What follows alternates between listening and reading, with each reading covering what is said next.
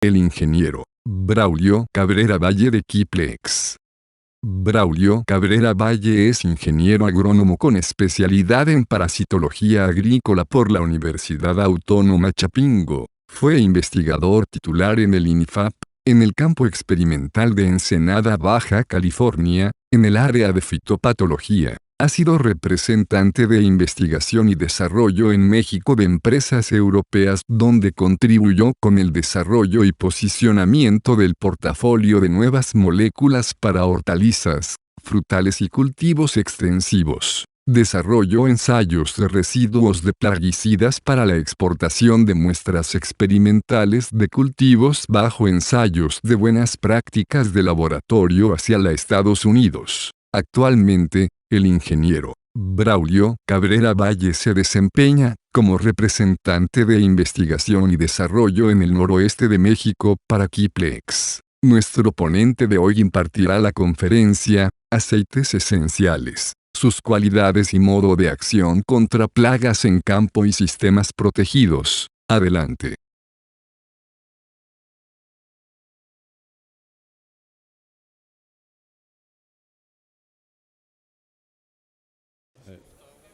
Okay.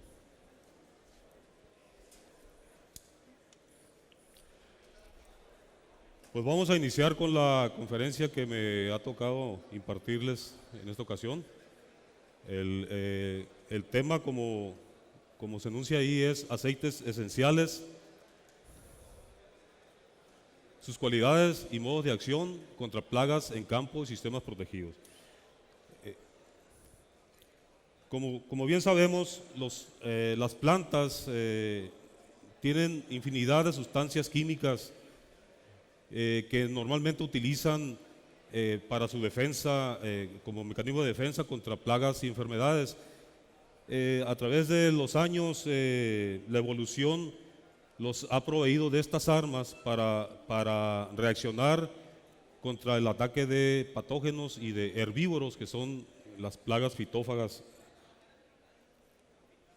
Existen más de 100,000 compuestos bioquímicos que poseen las plantas, y muchos de ellos tienen bioactividad comprobada contra insectos, y esa bioactividad la podemos dividir o ver desde dos puntos de vista, ¿no? Primero es cómo actúan sobre el comportamiento de los insectos y también cómo actúan sobre la fisiología de los insectos. En cuanto a la acción sobre el comportamiento de sobre los insectos, es el efecto de repelencia, efecto de disuasión sobre la alimentación o sobre la ovipostura en el follaje de las plantas. Y si nos vamos por el lado de la fisiología, pues cómo actúa conforme a la toxicidad aguda sobre los insectos, la alteración sobre el desarrollo o la inhibición en el crecimiento de los mismos. Las sustancias o metabolitos secundarios que producen las plantas se denominan fitoquímicos. Normalmente hay una gran diversidad de estos. La mayoría de estos compuestos son utilizados por las plantas como mecanismos de acción. Ya se ha mencionado bastante en las charlas anteriores cómo funcionan, cómo se valen las plantas para generar esos mecanismos de acción a través de los metabolitos secundarios. Y esos mecanismos de acción les sirven, como les decía, para defenderse o luchar contra microorganismos, contra plagas fitófagas o contra competidores. En el caso de competidores, obviamente estamos hablando de los efectos alelopáticos contra otros vegetales. Perdón. Los principales fitoquímicos que poseen las plantas son los siguientes: aceites esenciales, compuestos fenólicos que son volátiles, alcaloides, lecitinas, polipéptidos, etc. Dentro de los aceites esenciales, que son los principales en contenido que poseen los fitoquímicos, son mezclas de compuestos volátiles, aromáticos, que normalmente, pero no exclusivamente, se derivan o se extraen de plantas aromáticas. También hay otras plantas de las que se extraen alcaloides que también son aceites esenciales. Y estos principalmente son terpenos, y esos terpenos se clasifican dependiendo de la cadena, si es muy corta. La base de los terpenos es el isopreno. Entonces, dependiendo de las moléculas de isopreno que compongan la cadena, se clasifican como monoterpenos, biterpenos, hasta sesquiterpenos. Pero estos dos, monoterpenos y sesquiterpenos, son los más abundantes en los aceites esenciales. También poseen aromáticos derivados del fenilpropano y mezclas de aldehídos y otros volátiles. La mayoría de los insecticidas convencionales, como sabemos y como vimos en la anterior plática, pues son neurotóxicos, ¿no? Son neurotóxicos o venenos musculares. En los químicos convencionales lo que buscamos principalmente es tener aquellas sustancias que tengan una toxicidad aguda fuerte. En cambio, cuando usamos químicos esenciales o bien extractos esenciales, lo que buscamos es la interacción química de los insectos con las plantas, o sea, lo que naturalmente la planta hace para defenderse de esos ataques de plagas. Y la mayoría de los fitoquímicos de defensa pues están relacionados precisamente con los sistemas defensivos, o sea, naturales. De este modo, pues la industria con productos químicos utiliza sustancias neurotóxicas fuertes, y la naturaleza, pues como dice aquí, usa una escoba porque es más suave con los insectos. Ahora, hablar de control de insectos, pues no es cualquier cosa, ¿no? Estos organismos tienen muchos millones más de evolución, más que nosotros en esta tierra. Entonces son organismos muy bien adaptados, con defensas también o barreras que impiden que nosotros lleguemos hasta los lugares o puntos de acción o sitios de acción para eliminarlos, ¿verdad? Entonces no es cualquier cosa el tratar de eliminarlos. Y nomás para hacer una breve reseña de cómo ha venido evolucionando, realmente los químicos van sobre el sistema nervioso, la mayoría de ellos sobre el sistema nervioso, y el sistema nervioso ha evolucionado a partir de la simetría bilateral y la formación de ganglios especializados en los insectos. Esto es formación de una región cefálica. Al concentrarse las neuronas en ganglios, se forma un sistema nervioso central. Después hay una concentración en la parte anterior del sistema, concentración de esos ganglios para formar lo que es el cerebro, ¿no? Ahí se concentran la mayoría de los órganos sensoriales de los insectos, en la parte frontal, en el cerebro. Este es el esquema de lo que es el sistema nervioso de los insectos, y como decíamos, en la parte frontal o anterior del insecto, en la cabeza, está el cerebro, y la médula espinal, pues, que puede ser una o dos. Por la parte ventral del cuerpo del insecto pues, está provista de varios ganglios y ramificaciones que conectan con todo el cuerpo y los músculos del organismo. Pero acá en la parte frontal están todos los órganos sensoriales, o la mayoría de ellos. Entonces es un organismo que se especializó a ese nivel. Las células del sistema nervioso, como bien sabemos, pues se componen por neuronas, pero no son las únicas que están ahí, ¿no? Están también las células neurosecretoras, aquellas que producen hormonas o feromonas, y las células gliales. Las células gliales son las que conforman la masa de los nervios, las que rodean a las neuronas y el resto de los componentes del sistema nervioso. Entonces, esos tres tipos de células están incluidas ahí. Después viene una clasificación de diferentes tipos de neuronas. las monopolares, bipolares y las que no tienen axón, de tal suerte que este señor Golgi las clasificó de tipo 1 y de tipo 2.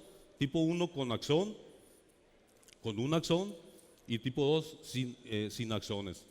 Y esas mismas se derivan como monopolares, que es esta de aquí en medio, bipolares como la de acá, y las que no tienen ninguna ramificación. ¿Y por qué estamos hablando de las neuronas y el sistema nervioso si vamos a hablar de aceites esenciales?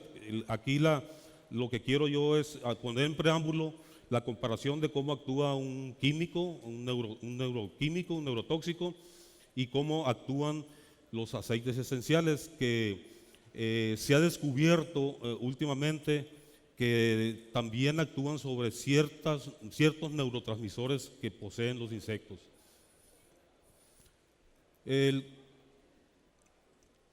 Una neurona típica está compuesta, como pueden ver aquí, del soma, que es la parte como del citoplasma de la célula, el núcleo, también está ahí incluida las mitocondrias, después un cono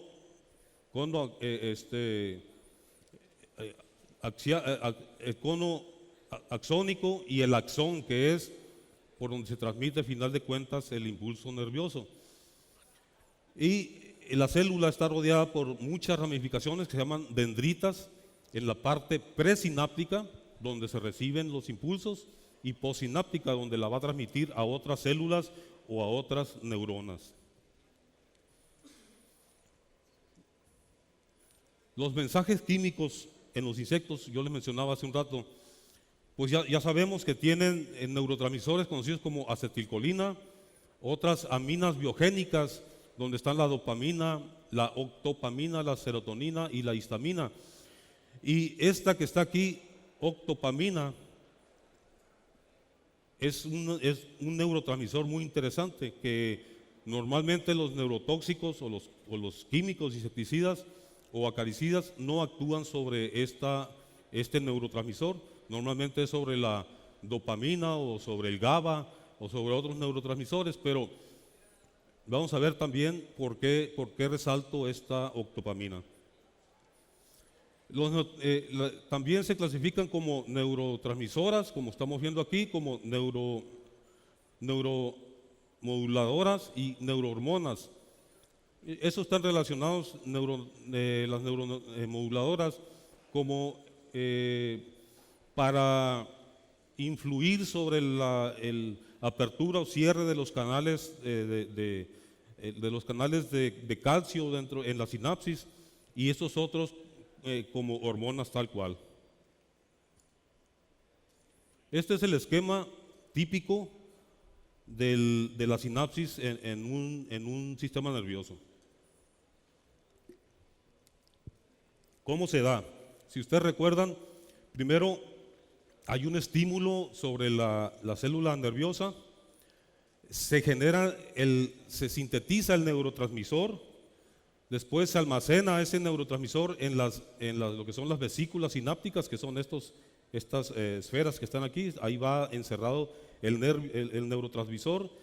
Después se libera en el canal sináptico a través de una reacción química por los canales de sodio o de calcio, transmiten el impulso a la siguiente célula. Cuando se libera aquí el neurotransmisor, pues hay una unión de receptores de la parte presináptica y postsináptica para que se dé el flujo del impulso. Después de eso viene la desactivación de esa sustancia, de ese neurotransmisor. No puede quedarse acumulado en el canal sináptico porque provocaría un continuo impulso nervioso, que a final de cuentas ese es un sitio de acción donde están afectando algunos insecticidas químicos a los insectos. Cuando decimos que son inhibidores de la acetilcolinesterasa, inhiben una enzima que degrada precisamente el neurotransmisor depositado en el canal sináptico, y como no tiene la enzima que la degrade, entonces el impulso es continuo, y por eso los insectos mueren como acalambrados, digamos, ¿no? Paralizados por impulso continuo del neurotransmisor. Yo les mencionaba que hay diferentes neurotransmisores, ya los conocemos, la acetilcolina, la más común, la más estudiada. ¿Por qué? Porque esta es la que en mayor cantidad los químicos la están inhibiendo. El ácido gamma aminobutírico es otro de ellos, el glutamato junto con el aspartato, el cloruro de glutamato, la glicina y la octopamina. Dice aquí segundos mensajeros porque la octopamina no solamente es un neurotransmisor en el proceso de sinapsis, sino que también está tomando un papel importante en la comunicación de célula a célula, células normales, no neuronas. De una célula a otra célula son los encargados de igual recibir estímulos externos y transmitirlos hacia el núcleo de la célula para que genere una respuesta al estímulo recibido. Entonces, octopamina, neurotransmisor, octopamina, segundos mensajeros, son funciones distintas dentro del insecto. ¿Cómo se da la interacción de un químico con el insecto? Pues desde la absorción, o sea, el insecto pues tiene, como decíamos, barreras que impiden que el químico llegue hasta su interior, pero una vez que llega, se absorbe o penetra el producto, después se distribuye dentro del insecto a través del sistema vascular, después se biotransforma o se metaboliza. Esto es importante porque muchos de los insectos que han creado resistencia a los insecticidas biotransforman y nulifican lo que es el ingrediente activo de algunos insecticidas y finalmente los desechan por la excreción. A esto se le llama tóxico-cinética. Entonces está relacionado con la concentración del activo en el insecto. Después viene la interacción molecular con el sitio de acción específico. Aquí es donde la toxicodinamia es precisamente el proceso sináptico. Entonces primero es la concentración del químico y después cómo lo afecta al insecto en el proceso de la sinapsis. Y obviamente, como decía, la absorción está limitada por lo que es el exoesqueleto, la quitina, la cera que recubre del cuerpo del insecto, cavidades del insecto, cavidades externas del insecto, y es la primera barrera que tenemos. Para que se dé la penetración, entonces tenemos que tener productos que sean que tengan una buena formulación con los solventes adecuados para poder penetrar a través de la cutícula. Pero no es la única forma de que los productos o neurotóxicos puedan entrar al insecto, también a través del sistema respiratorio, por gasificación o el efecto fumigante que se conoce en los insecticidas, y por el epitelio intestinal, cuando el insecticida tiene acción por ingestión, pues se pone en contacto directo con el epitelio del intestino y después pasa a lo que es la distribución a través de la sangre o la hemolinfa del insecto. Cuando ya entró y se distribuye a través de la sangre, esto es interesante porque los insectos no cuentan con arterias, venas y vasos capilares como los vertebrados, simplemente son cavidades que tiene el organismo. Aquí están mencionadas el pericardio, perivisceral y perineural, o sea, lo que rodea el sistema nervioso, el sistema digestivo y el sistema circulatorio. Entonces la sangre o la hemolinfa del insecto lo único que hace es sale a través de unos orificios que se llaman ostiolos e irriga todo el cuerpo del insecto.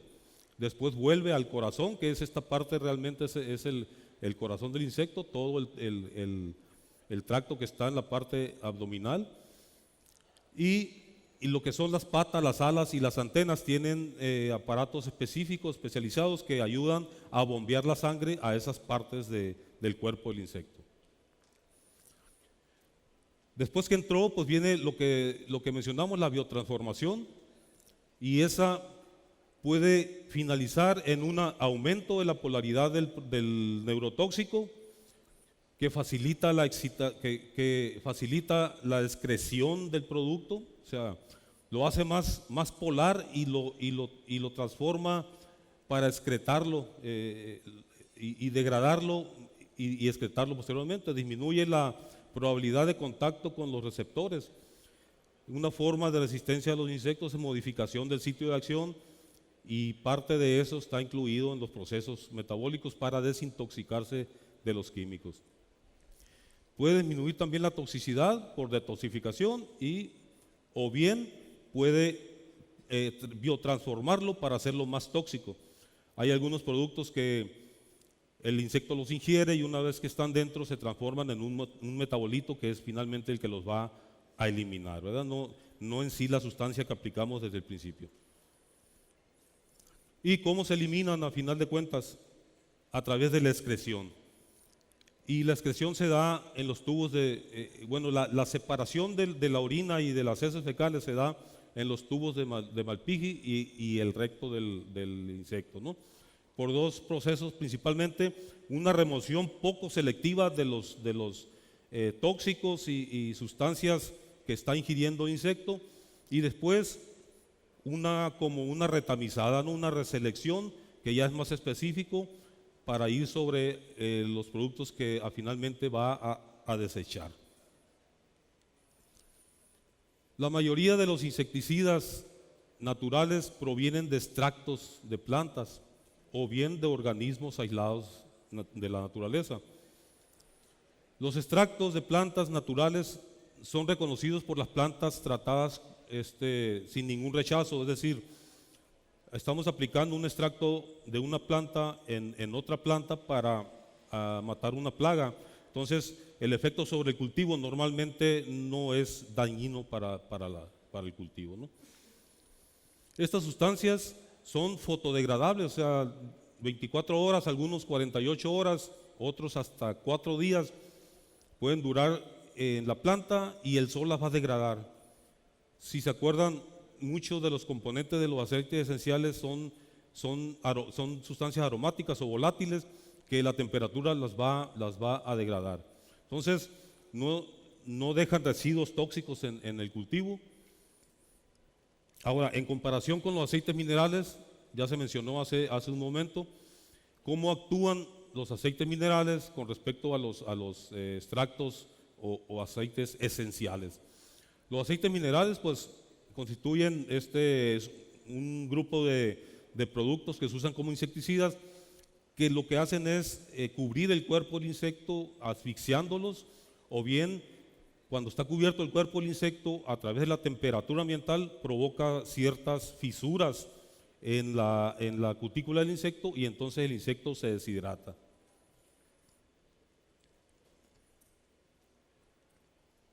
Esto es lo que les comentaba: recubren el cuerpo y los asfixia. Y los aceites al cubrir en contacto y en combinación con la temperatura pues fisura los exoesqueletos. Los extractos actúan como repelentes o como disuasores de la alimentación o de la oviposición. También se mencionó hace un momento un aspecto muy importante que normalmente no lo relacionamos con el control o la eficacia del producto. Normalmente medimos qué tanto mató, qué tan eficiente fue para matar, pero no vemos estos otros aspectos que a final de cuentas también son muy importantes en el manejo de la plaga, ¿no? Lo que es el efecto repelente y el efecto de disuasión de la alimentación y de la ovipostura. Estos aceites esenciales forman parte de las defensas naturales de las plantas, ya los vimos. Entonces, las plantas normalmente los generan para defenderse de las plagas. La investigación indica, como dice aquí, que los aceites esenciales tienen un potencial interesante para el manejo biorracional de de insectos plaga en la agricultura.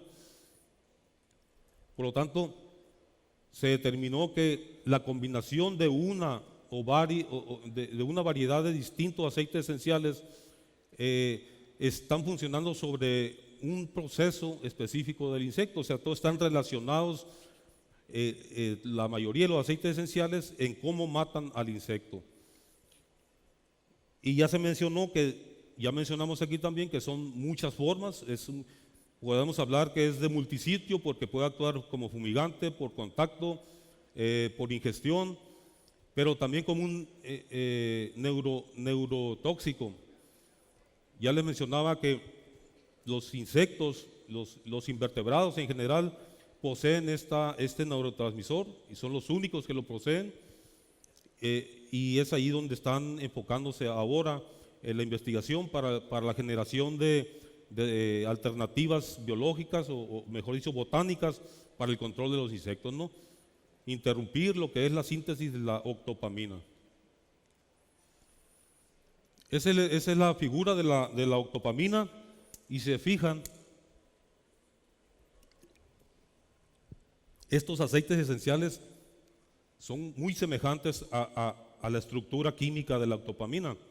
Eso les confiere la habilidad de tomar los receptores de la octopamina en el insecto, en la sinapsis, y entonces bloquear la disociación de la octopamina, es decir, la enzima que se encarga de desbaratar la octopamina es bloqueada, y entonces el insecto tiene un flujo continuo de impulsos nerviosos, y también así es como los elimina. Adelante. El eugenol lo encuentras en plantas como el clavo, la nuez de macadamia, la canela, y hay otros vegetales que lo contienen. Principalmente clavo es el que tiene la concentración más alta de eugenol.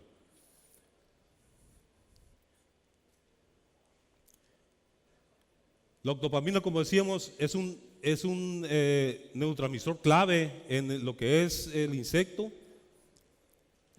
También está relacionado con otros procesos. Decíamos, no solamente es un neurotransmisor, sino también actúa sobre el oviducto del insecto. Y hace rato mencionaban que donde se usaban aceites esenciales había disminución de la ovipostura de insectos. ¿Por qué? Porque están actuando sobre la octopamina. Estos estudios los hizo el doctor Eastman hace 2 años, y él está documentando el efecto sobre la ovipostura a través de la afección del oviducto de los insectos. Incluso menciona que afecta tanto la oviposición como la eclosión de los huevecillos. O sea, una vez que el insecto los oviposita, un insecto que fue aplicado con el aceite, la eclosión también se ve afectada, ¿no? No hay detalles de cómo lo hace, tal vez el grosor del corión o la malformación de los huevecillos, pero está afectando de esa manera, ¿no? Este bloqueo genera una inmovilización del insecto. Después viene un derribe y luego la muerte del insecto, ¿no? No sé si ustedes conocen, hay una Hymenoptera, la avispa diamante, que lo que hace es clavar el aguijón en el cerebro del insecto, y el veneno que inyecta en el insecto trae un bloqueador de la octopamina. Entonces ese insecto queda como adormilado, y después aprovecha la avispa para poner los huevecillos y parasitarla, ¿no? Entonces la octopamina de nuevo está ahí formando un proceso importante.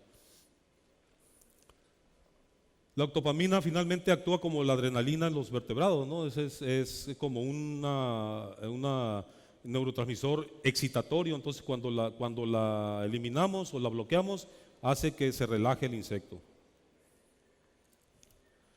Hay distintas clases de químicos, de fitoquímicos que se extraen de las plantas. Algunos de ellos son compuestos que contienen nitrógeno, como lo son los alcaloides. como la nicotina y la estricnina, que son venenos muy fuertes, que son extractos vegetales, pero muy fuertes como neurotóxicos. Después vienen lo que son los fenoles, como la rotenona, y aquí está los terpenoides, monoterpenos, esquiterpenos y limonoides, que es uno de los principales contenidos de los extractos vegetales. Y ahí están los que conocemos como el NIM, el piretro y los aceites esenciales. Se describe cómo actúan: tóxicos al contacto, como fumigantes, repelentes, antialimentarios, antimicrobianos, porque también tienen efectos sobre algunos patógenos, y como atrayentes.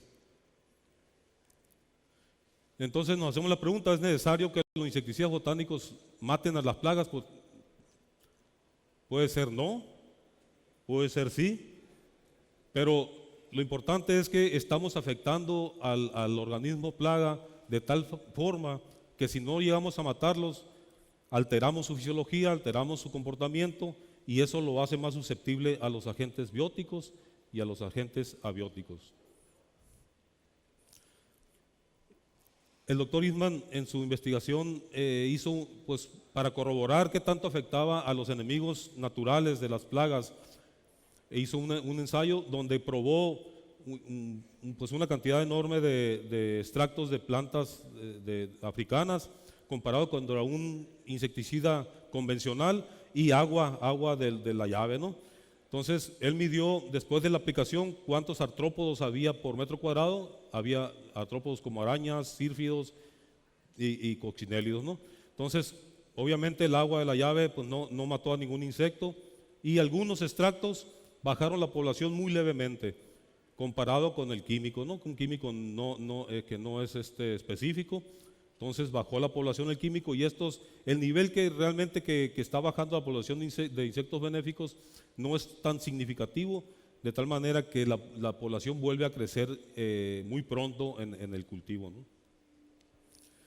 Ejemplos de algunos, como el más conocido, el piretro, donde salen las piretrinas, diferentes fuentes de dónde vienen las plantas para extraerlo, pero al final de cuentas es un veneno axónico que afecta a los canales de sodio. El NIM es otro de ellos, la azadiractina, que es un limonoide, como mencionamos, y es un antagonista de la ecdisona, puede actuar como un regulador de crecimiento, pero también tiene acción antialimentaria. Si se fijan, los extractos, yo les mencionaba, es una mezcla de sustancias, o sea, es una mezcla de aceites esenciales. Cuando usamos un extracto no estamos tirando un solo aceite esencial, y cuando pecamos de sintetizar el aceite esencial específico y lo utilizamos como la azadiractina pura, el insecto puede crear resistencia a ese producto. No así cuando utilizamos el extracto que trae todos los componentes, o cuando utilizamos el NIM, un macerado de NIM. Si se fijan, aquí se seleccionó una población de pulgones que nunca fue tratada con químicos, y a lo largo de 6-7 meses de aplicaciones, el extracto puro de azadiractina, el insecto se fue haciendo resistente. Sin embargo, cuando se usó el extracto con todos los aceites esenciales y el macerado de NIM, pues el insecto tardó, es más, jamás se hizo resistente, ¿no?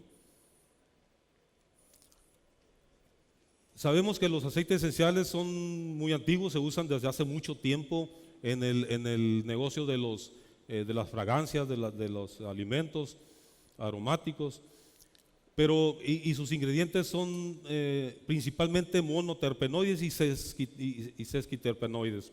Estos pueden contener desde el 50 hasta el 30% de ingrediente activo, dependiendo de la formulación, y su modo de acción es un antagonista de la octopamina, el nuevo modo de acción que se está investigando, sin eximir todos aquellos efectos que tiene sobre lo que ya mencionamos: efecto de contacto, fumigante y alimentación.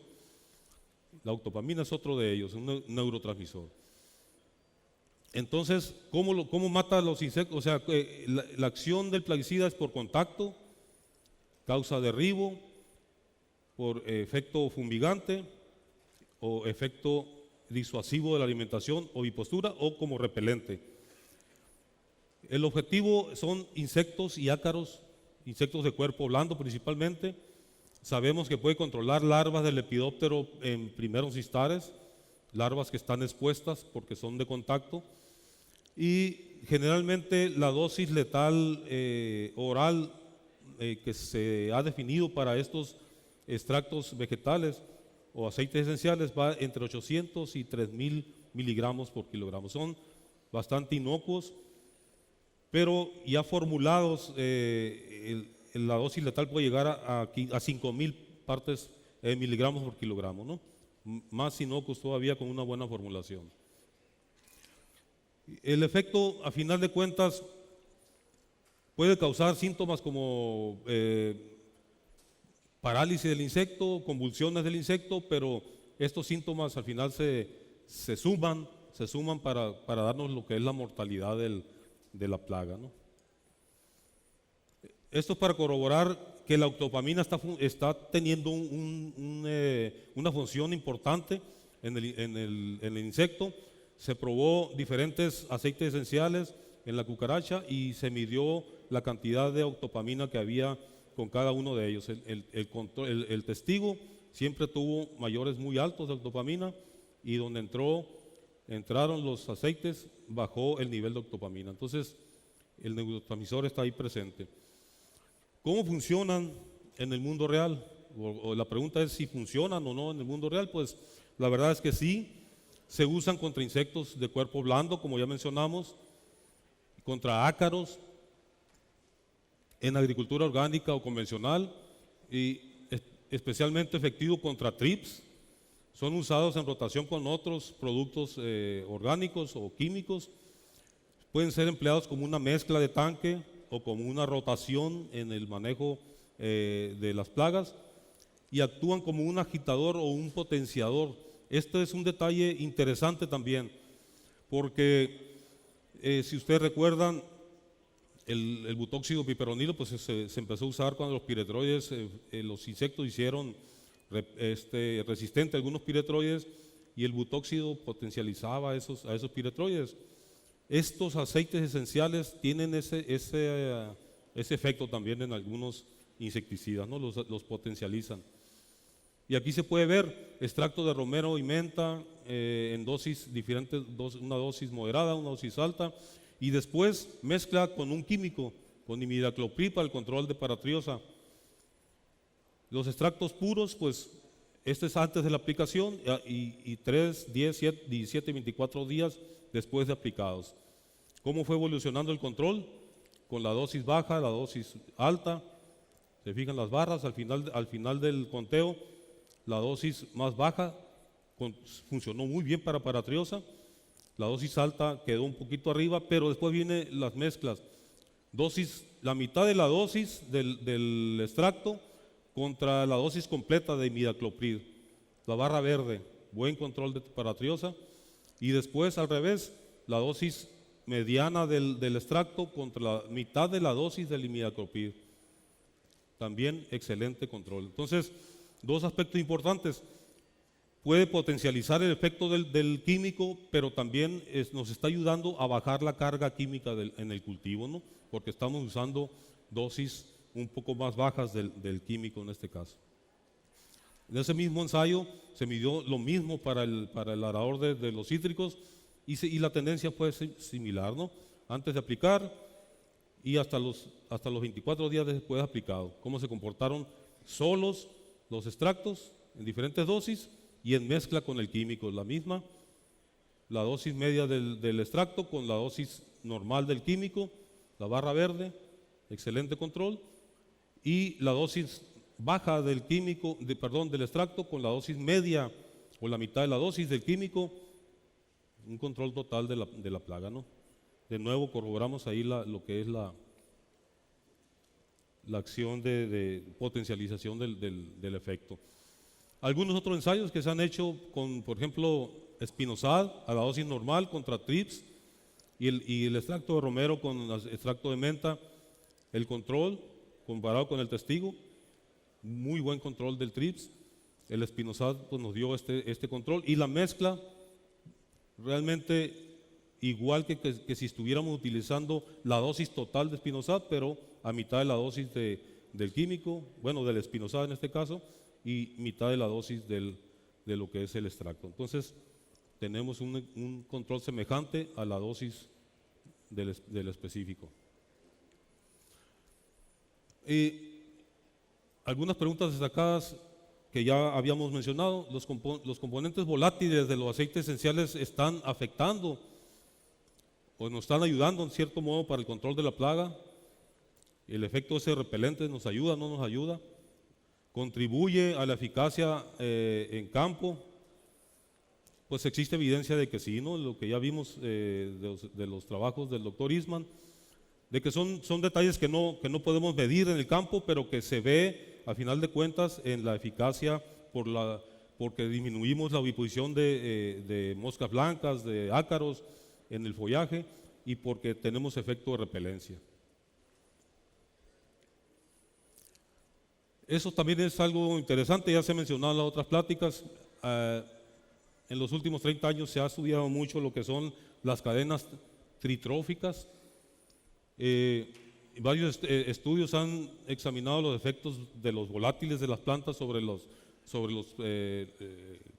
enemigos naturales de las plagas, y en la mayoría de ellos, pues los volátiles que las plantas producen son mezclas de terpenoides y volátiles, sobre todo aromáticos. ¿Cómo se ve esto esquematizado? Mire, lo interesante aquí es que cuando una plaga, ya sea un chupador o un masticador, ataca una parte del follaje de la planta, hay una reacción local.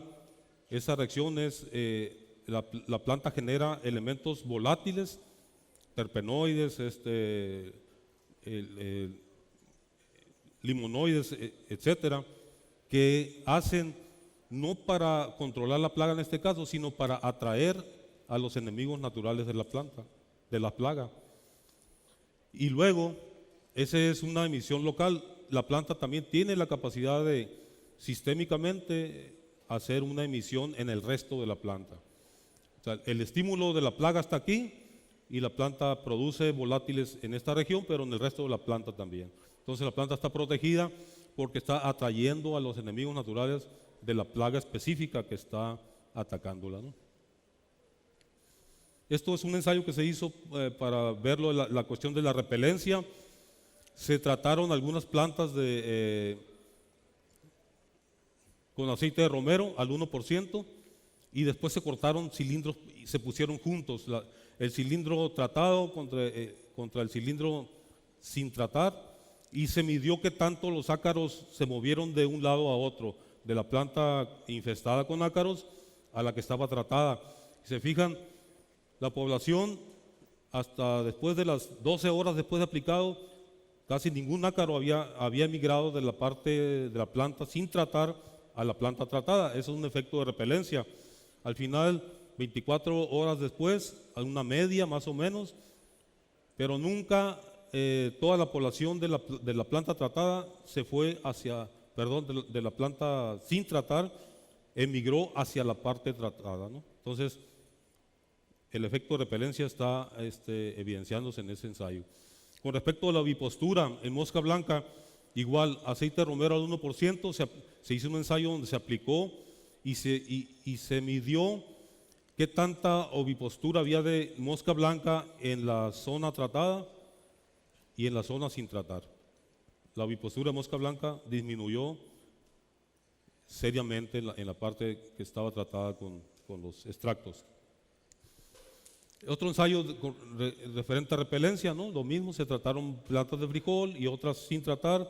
Después que se secó la aplicación, se midió la población de ácaros y que se vio que tantos ácaros, donde se utilizó extracto de romero con menta y geraniol en una formulación con aceite mineral que se corrobora es de la mejor opción para la mezcla con los extractos, y el extracto de romero y menta y geraniol en una formulación de lactato de butilo, ¿no? Contra otro extracto comercial y un testigo.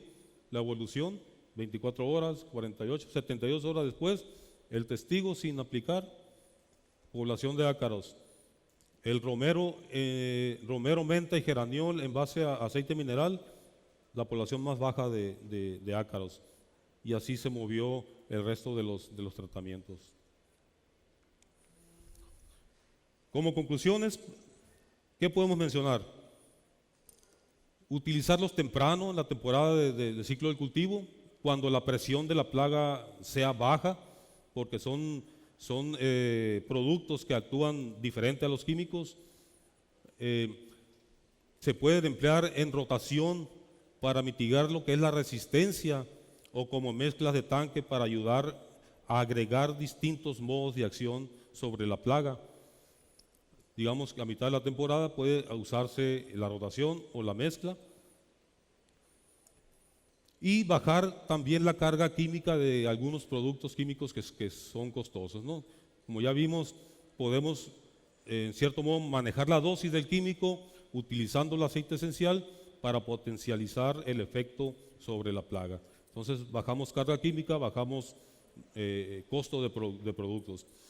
Aplicarlos antes de la cosecha también se puede, porque no tienen restricciones, tienen 0 días al corte, y normalmente 0 días de horas de reentrada, aunque algunas etiquetas mencionan 3-4 horas de reentrada, por seguridad también, ¿no?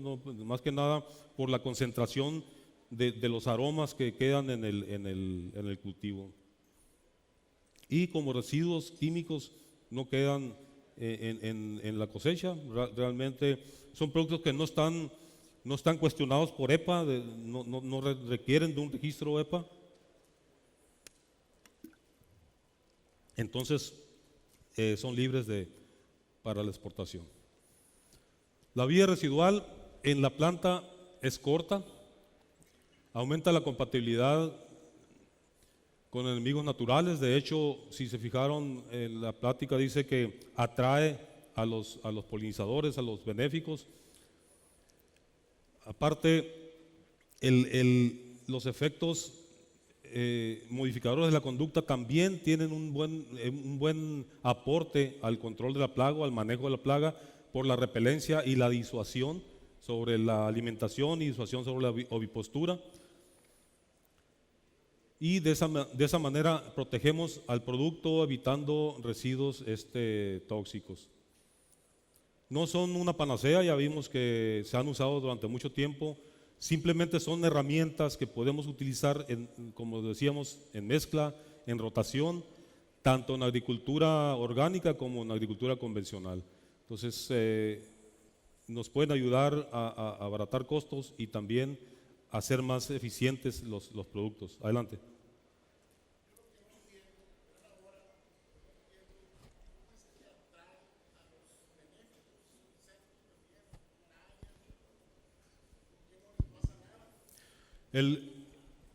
Sí, el Señor dice, ¿por qué no les pasa nada a los benéficos?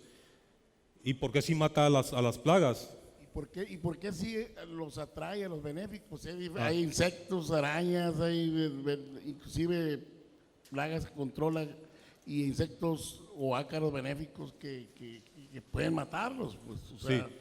¿Cómo es que funciona eso? ¿Qué hay ahí? La forma en que una plaga metaboliza esos aceites esenciales es distinta a como lo metaboliza un benéfico. De hecho, por eso vimos que a través de la evolución las plantas generan ese tipo de aceites esenciales para atraer a los enemigos naturales de la plaga. El hecho de que el aceite esencial baje la población del benéfico no quiere decir que la va a afectar en su totalidad, ¿no? O sea, ¿por qué? Porque el benéfico no va a metabolizar de la misma forma, o sea, no va a llegar al punto el sitio de acción donde va a matar en el neurotransmisor o en los otros puntos que mencionamos ahí. O sea, es fisiología del benéfico el que está involucrada en la transformación, pues, del aceite esencial. Como vimos, La detoxificación para químicos es la misma, el benéfico está adaptado para detoxificar en el caso de los aceites y que no les sea tóxico a ellos, ¿no? Y la plaga no tiene esa habilidad. Esa es la explicación.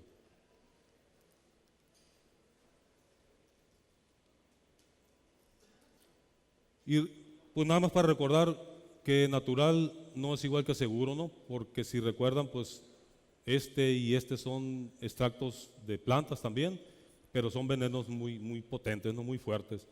Dosis letal de 50, 60 miligramos es altamente tóxico, ¿no? 16 miligramos por kilo es altamente tóxico. Entonces, nomás tener cuidado en el concepto porque no todos son tan inocuos.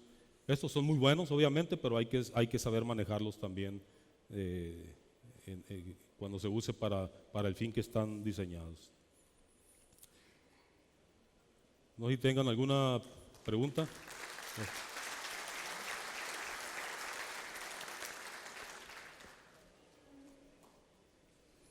¿Dudas? ¿Preguntas?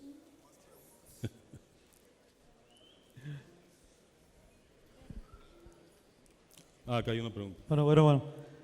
Inge, ahí comentaste de ciertas formulaciones.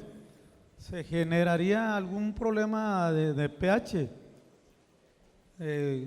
Los aceites con ciertos químicos, pues en este caso. No, pues aquí lo esencial es hacer una prueba de compatibilidad siempre, ¿no? Pero los aceites esenciales generalmente no son afectados por pH o por ese tipo de dureza del agua, y sí son compatibles con la mayoría de los agroquímicos. Se pueden mezclar con fungicidas, con azufres, con cobres, con químicos, y no pasa nada, o sea, son totalmente compatibles. Obviamente no se han hecho las pruebas para todos los químicos que hay en el mercado, pero por eso recomendamos, si hay alguna duda, hacer una prueba de compatibilidad. Y lo importante aquí es que en la mezcla, como mencionábamos, es que te va a potenciar el efecto del fungicida o del insecticida que estás poniendo, ¿no? Gracias.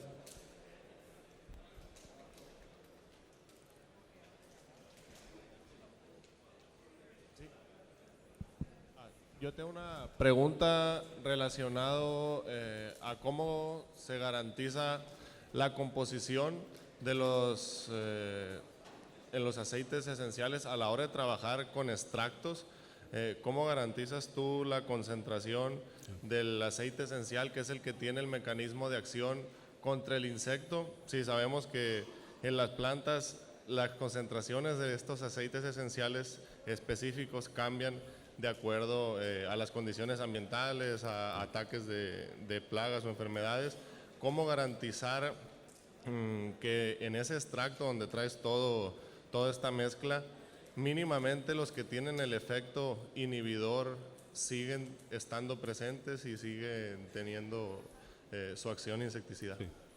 Muy interesante porque realmente de los extractos que yo hablé aquí, que son de Kiplex, son extractos que se hacen bajo un método estandarizado, que aseguran la cantidad de ingrediente activo que se está mencionando. Por eso te dice tanto por ciento de extracto de romero, tanto por ciento de extracto de clavo, porque ellos extrajeron los activos, hicieron la mezcla de esos activos para poder garantizar el contenido. Porque si nosotros hacemos un macerado o un extracto a través de vapor y eso, sí se van, en los macerados sobre todo, pues se va materia orgánica, que esa materia orgánica puede retener el ingrediente activo y no liberado al momento de la aplicación. Entonces sí es muy importante lo que tú mencionas, tiene que ser el extracto hecho a través de un método estandarizado de fábrica, ¿no? De laboratorio. ¿Más dudas?